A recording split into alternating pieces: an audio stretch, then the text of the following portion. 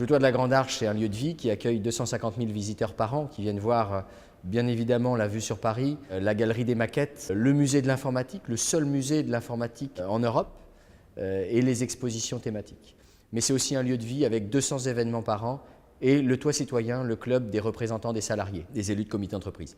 Et bien évidemment, c'est le monument de la Défense, qui est un peu le pivot dans l'axe historique de Paris. Et la Défense, c'est 150 000 salariés, 4 000 entreprises, 20 000 habitants, le plus grand centre d'affaires d'Europe.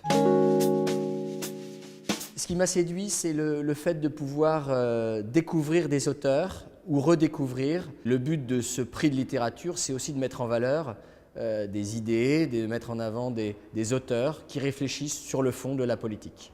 En 1986, le projet du carrefour de la communication a été abandonné. C'est le président Edgar Faure qui est venu au secours du monument pour trouver une nouvelle destination et faire en sorte que sa fondation qu'il avait en projet, la Fondation L'Arche de la Fraternité, gravée dans le béton de la Grande Arche, puisse être la destination de ce monument. Donc c'est vraiment grâce à lui que le monument a pu renaître dans son projet et a permis le développement de la Grande Arche.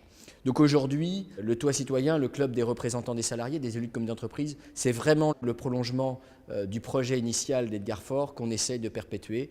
Et c'est pour ça qu'on ne s'est tout de suite plu avec Rudolf Oppenheimer, puisqu'on valorisait les mêmes idées. Ce qu'il faut savoir, c'est qu'il y a 3 arcs sur l'axe historique de Paris. Les 2 premiers sont consacrés à la guerre et celui-ci est consacré à la paix.